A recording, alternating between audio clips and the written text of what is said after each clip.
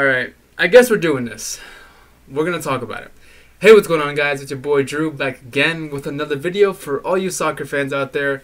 And in this video, as you can tell by my reluctantness to talk about it, we're gonna talk about the MLS All-Star game that is just about to wrap up. The MLS All-Stars were down 2-0, but I just checked my phone, and now we're down 3-0 at the last second of the game. So anyway, before we get into this video, I just want you guys to know that this video is going to be really about my review, my reaction to the game, of the All-Star game against Atletico Madrid today. And I really want to start out by just saying and naming things that I liked about the game, things or players that impressed me in this game, and then we'll go into the bad stuff. So first off, let's start with the good things, because there's not many of them. The good thing I liked was the way, MLS was marketing and hyping out this game as like a big game, because, I guess technically it is in like a marketing standpoint, but for us true MLS fans, we know that this game is a bunch of bullshit. Like our players, we're not going to talk about anything bad. Marketing was pretty good. I was impressed. Something else I really liked was having players mic'd up. Now this is something MLS has had done in the past. There's a famous video out there, a very popular video on YouTube with Brad Guzan mic'd up, and they had him mic'd up again during this game, and they also had, I think, Walker Zimmerman mic'd up as well.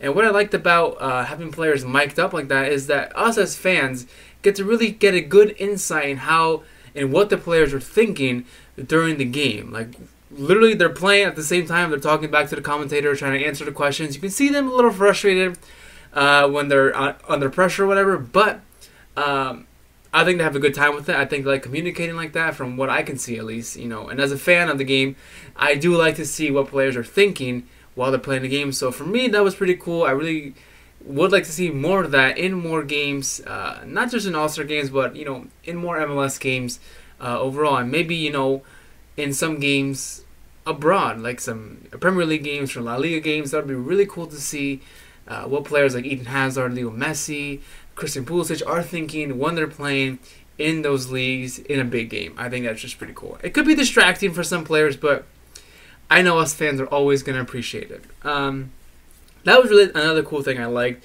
Now on to some players who really impressed me. The only players who really impressed me were the players from the first half. The MLS All-Stars really came out there with, I think, probably semi-strongest lineup.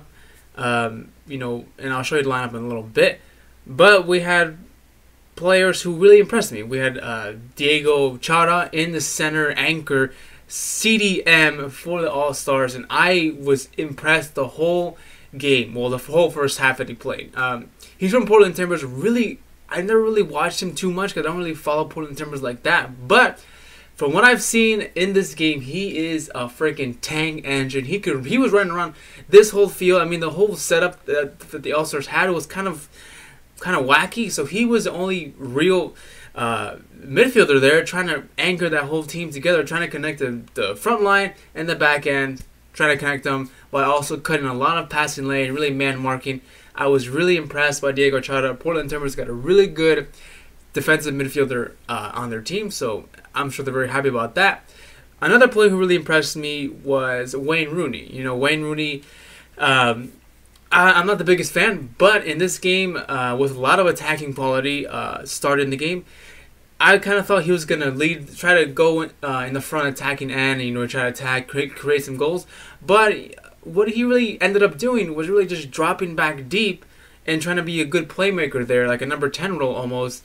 And I was kind of impressed. I think he did a really good job. He picked up some good key passes. He did have a pretty good work rate, which I was impressed with. I was really happy with his performance in the first half. And another player who I was impressed with was Kamar Lawrence on the left flank from New York Red Bulls. Really impressed with him as a left back position. His drive to get up forward, his work rate to go up, and to come back, I think is just phenomenal. He did a really great job. Not the best, I'd say, out of the previous two players I mentioned, but still enough for me to be like, yo, that guy's having a good game. Look at that. And of course, Carlos Vela had a pretty decent first half. But other than that, those are all the good things I liked. So now let's talk about the bad stuff. Let's start off with the freaking lineup. I'll put it up right here. You guys can see. James O'Connor, dude, what are you thinking, bro? I get the MLS All-Star is an All-Star game with our All-Stars from the league. Okay, so you want to, and most of our All-Stars are attacking quality players. So, you know, playing freaking 5 attacking players in this lineup and against a team, I guess, who is probably one of the best defensive setup teams in the world, kind of makes sense. But if you don't have any creativity in the midfield, then you're not going to freaking get anywhere, bro. You're not going to be able to have any balls ready to provide these good dudes up front to create good chances to score. So, you know, we had people like Carlos Vela, we had Ibrahimovic, who was very quiet in this game. I don't think he really had a good pass or chance on goal at all in the first half. Or not even first half. He played like 20 minutes and he was done, which I guess makes sense. You know, it's just a friendly. You know, LA Galaxy has a big game against Atlanta United this coming weekend, which is going to be really hyped up. Which, by the way, if you guys are subscribed to the channel, you'll see next Monday for MLS Mondays, we're going to talk about all the big games this weekend coming up. But back to the All-Star game, we had Pozuelo, who was really disappointing the whole game. Wayne Rooney, like I said, I think he was pretty decent. Charter, pretty good. Nani, I think he had a pretty decent first half. But other than show him some flashy dribbling skill moves, I don't think he really did much to really try and score. I mean, he probably tried the most out of everyone on the attacking lineup besides Carlos Vela, but obviously it wasn't enough. And I kind of was disappointed to see Brad Guzan because, you know, I don't like Brad Guzan, but whatever.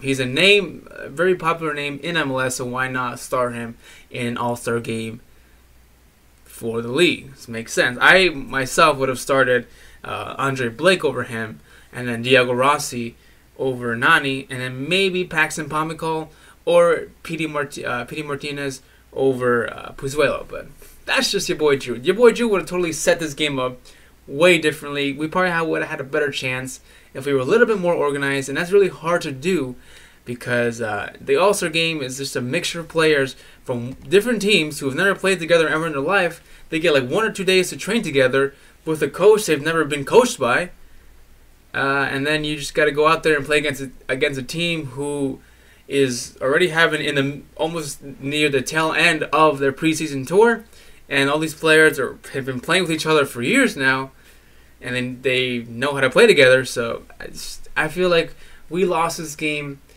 before it even fucking started. Does that make sense? Because it makes sense to me. You know, there's a lot of negative in this more than positive, like the fact that our players, like our big players, get called up for this game in the middle of the friggin' season, and then they got to go and play and risk injury, especially in a terrible night where it's freaking downpouring in Orlando. So God forbid none of our players, or thankfully none of our star players really got hurt for any team in the league. So that's a blessing. If you ask your boy Drew, I would have much preferred maybe an end of the season MLS All-Star game and keep it domestic. You know, go back to the Western and Eastern Conference All-Star game. I thought that would have been really cool. Do it at the end of the season, right before probably the MLS Cup final. I think that would have been a really good idea. But you know, they're not gonna listen to me. What else I really liked was, you know, when they were walking onto the pitch, the players, the commentators or whatever, the announcer was announcing people who were there who were gonna go shake the players' hands, and they mentioned Don Garber and Carlos Cordero. And what I liked is that the whole crowd freaking booed, and that was pretty funny. You know, I think Don Garber is used to that, used to getting booed by the MLS fans, but he ain't ever gonna do nothing about it. This video is shaping up to be way longer than I thought. You know, I gotta go to bed for freaking 11-ish o'clock at night. I gotta get up in like 3 hours. So let me know your thoughts down below on this game. You guys all heard my thoughts. I want to know yours down below. There's not much more I can say. I can be here all night ranting about this game, but that's fine. You know, we were unorganized. We were all over the place. There was no way we were going to win this game, even with the quality of players we had. Very disappointing for the league in terms of exposure to the rest of the world. Now I feel like we just look more like a joke than we did before. So, whatever. Let me know your thoughts down below. I'm going to go to bed. As always, thank you guys so much for watching. Thanks for kicking it with me. Don't forget to subscribe and hit that like button down below. And I'll see you next time. Peace.